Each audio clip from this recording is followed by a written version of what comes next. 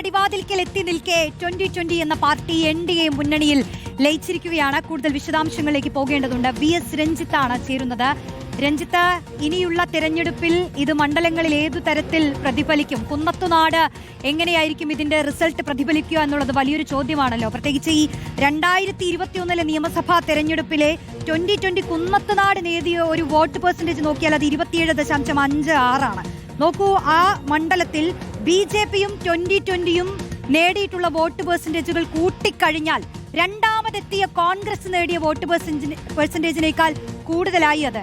അപ്പോൾ PV ശ്രീനിജന്റെ പ്രതികരണമൊക്കെ വന്നു കഴിഞ്ഞു. ഒരു തരത്തിൽ കൂടെ നിന്ന് അണികളെ പറ്റിക്കലാണ് സാബു M ജേക്കബ് ചെയ്തത് എന്നൊക്കെ പറയുന്നു. പക്ഷേ ഏത് തരത്തിലായിരിക്കും ഇത് റിസൾട്ടിനെ ബാധിക്കുക എന്നുള്ള ചർച്ചകളൊക്കെ ഇപ്പോഴേ തുടങ്ങേണ്ടതുണ്ട്.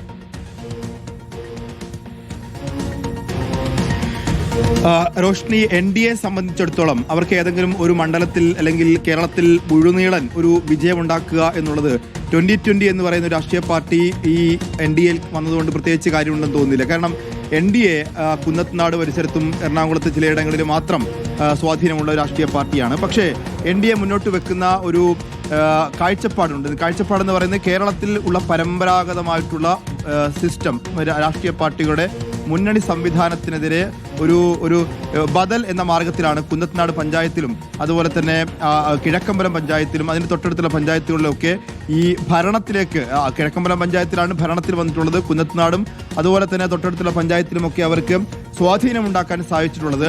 ഈ UDF LDF എന്ന് പറയുന്ന ഈ ഇരുധ്രുവ രാഷ്ട്രീയം അത് കേരളത്തിൽ നിന്ന് മായ്ച്ചു കളയണം എന്ന അർത്ഥത്തിലാണ് സ്വാഭാവികമായിട്ടും ആ പരിസരത്ത് 2020 എന്ന് പറയുന്ന രാഷ്ട്രീയ പാർട്ടി വളർന്നു വരുന്നത്. അതേ രാഷ്ട്രീയമാണ് സ്വാഭാവികമായിട്ടും BJP പറയുന്നത് അവരുടെ ഹിന്ദുത്വ രാഷ്ട്രീയത്തെക്കുറിച്ചല്ല. കേരളത്തിൽ അവർ പയറ്റുന്ന രാഷ്ട്രീയം എന്ന് പറയുന്നത് UDFനും LDFനും ഒരു ബദൽ കക്ഷി എന്ന അർത്ഥത്തിലാണ്. അപ്പോൾ സ്വാഭാവികമായിട്ടും ഈ ബദലാവുക എന്ന വാക്ക് തന്നെ എടുത്താൽ, ഈ ബദലാവുക എന്ന കേരളത്തിൽ മുഴുനീളം BJP പറയുന്ന ആ രാഷ്ട്രീയം ഉൾക്കൊള്ളുന്ന ഒരു പാർട്ടിയാണ് 2020 എന്ന് പറയുന്ന പാർട്ടി. സ്വാഭാവികമായിട്ടും അവർ ഒന്നിക്കുന്നു. ഇത് ഒന്നിക്കുന്ന സമയത്ത് രാജീവ് ചന്ദ്രശേഖർ മുന്നോട്ട് വെക്കുന്ന രാഷ്ട്രീയമുണ്ട്. അത് വികസനത്തിന്റെ രാഷ്ട്രീയമാണ്. അദ്ദേഹം പറയുന്നു BJP ഇനി മുന്നിൽ വെക്കുന്നത് കേരളത്തിന്റെ വികസനമാണ്.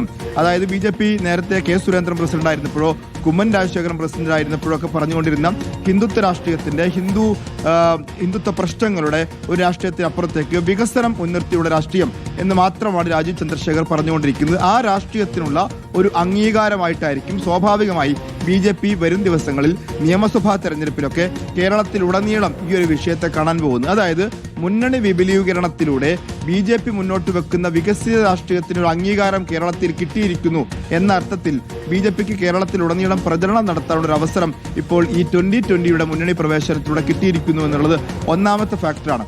രണ്ടാമത്തെ ഫാക്ടർ, ഈ NDA എന്ന് പറയുന്ന ഒരു മുന്നണി സംവിധാനം ഉണ്ടെങ്കിലും NDAയിൽ BDJS ഒഴികെ മറ്റ് ഘടകകക്ഷികളൊന്നും തന്നെ ഇപ്പോൾ ഇല്ല. നേരത്തെ CK ജാനു ഉണ്ടായിരുന്നു, മറ്റ് ചെറിയ ഘടകകക്ഷികളുണ്ടായിരുന്നു. അവരൊക്കെ തന്നെ CK ജാനു വിട്ടുപോയി, പലരും വിട്ടുപോയി, PC തോമസ് വിട്ടുപോയി.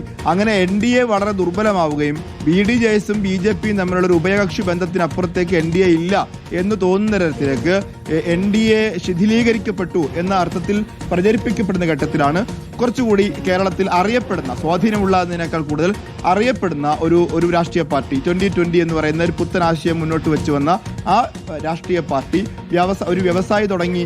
ആ വ്യവസായി അവിടെ തുടങ്ങിയ മാവേലി സ്റ്റോറിന് സമാനമായ സ്റ്റോറുകളൊക്കെ കേരളം മുഴുവൻ ചർച്ച ചെയ്തിട്ടുള്ളതാണ്. അപ്പോൾ ആ അർത്ഥത്തിൽ ഒരു പ്രശസ്തിയുള്ള രാഷ്ട്രീയ പാർട്ടി എന്ന് മാത്രം പറയാൻ സാധിക്കുന്ന ആ രാഷ്ട്രീയ പാർട്ടി കടന്നു വരുന്നതോടുകൂടി ഒരു 3 പ്രധാനപ്പെട്ട രാഷ്ട്രീയ പാർട്ടികളുടെ മുന്നണിയായി BJP മാറുന്നു എന്നുള്ളതും ഒരു മുന്നണി വിപുലീകരണം എന്ന അർത്ഥത്തിൽ തന്നെ BJPക്ക് മുന്നോട്ട് വെക്കാൻ സാധിക്കുന്ന ഒരു ഘട്ടത്തിലേക്ക് എത്തും.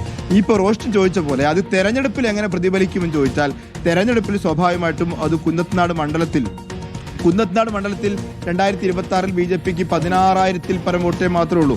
അതിനു മുൻപ് 2021 BDJS 2020 മത്സരിച്ച ഘട്ടത്തിൽ അത് 7,000-നും 8,000-നും ഇടയിലായിരുന്നു.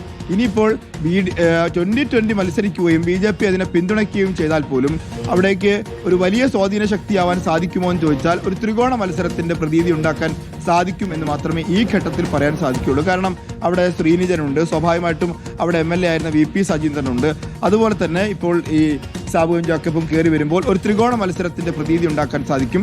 ത്രികോണ മത്സരം സ്വാഭാവികമായിട്ടും ഒരു 40,000-നും 50,000-നും ഇടയിൽ വോട്ട് പിടിക്കുന്ന ആർക്കും ജയിച്ചു കയറാൻ സാധിക്കുന്ന ഒരു സാഹചര്യത്തിലേക്ക് കാര്യങ്ങളെത്തും. അങ്ങനെ ഒരു കുന്നത്നാട് മണ്ഡലത്തിൽ ഒരു സ്വാധീനം ഉണ്ടാക്കാൻ തൊട്ടപ്പുറത്തുള്ള തൃക്കാക്കരയിലും അതുപോലെ തന്നെ തൃപ്പൂണിത്തറയിലും ഒക്കെ ചെറിയ തോതിലെങ്കിലും സ്വാധീനം ഉണ്ടാക്കാൻ സാധിക്കും. തൃക്കാക്കര ഉപതെരഞ്ഞെടുപ്പ് സമയത്താണ് ഈ സാബു എം ജേക്കബ് NDAയിലേക്ക് വരുമെന്നൊരു ചർച്ച ആദ്യഘട്ടത്തിൽ ഉണ്ടായത്. സാബു എം ജേക്കബ് സ്ഥാനാർത്ഥിയാവുമോ ഉപതെരഞ്ഞെടുപ്പിൽ? അപ്പോൾ സ്ഥാനാർത്ഥിയാവുന്നില്ല എന്ന് പറഞ്ഞു. അങ്ങനെയാണെങ്കിൽ ഏതെങ്കിലും മുന്നണിക്ക് ഒരു പിന്തുണ കൊടുക്കുമോ എന്ന അർത്ഥത്തിൽ ചർച്ചകൾ വന്നപ്പോൾ അവർ NDA പ്രവേശനത്തെക്കുറിച്ച് ചർച്ച ആ ഘട്ടത്തിലുണ്ടായിരുന്നു. പക്ഷെ അത് പിന്നീട് പൂർണ്ണമായും അദ്ദേഹം തള്ളിക്കളഞ്ഞു. ഇപ്പോഴത് വീണ്ടും സാധ്യമായിരിക്കുന്നു. സ്വാഭാവികമായിട്ടും കുന്നത്നാടിലും തൃക്കാക്കരയിലും തൃപ്പൂണിത്തറയിലും ഒക്കെ സ്വാധീനം ഉണ്ടാക്കാൻ സാധിച്ചേക്കാം. തൃപ്പൂണിത്തറയിൽ BJPക്ക് വലിയ വേരോട്ടമുള്ള സ്ഥലമാണ്. അവിടെ സാബു ജേക്കബിന്റെ പിന്തുണ കൊണ്ട് എന്തെങ്കിലും നേട്ടം ഉണ്ടാക്കാൻ BJPക്ക് സാധിക്കുകയാണെങ്കിൽ തെരഞ്ഞെടുപ്പ് രാഷ്ട്രീയത്തിൽ BJPക്ക് അത് ഗുണം ചെയ്യും. ശരി, VS രഞ്ജിത്താണ് വിലയിരുത്തൽ നടത്തി.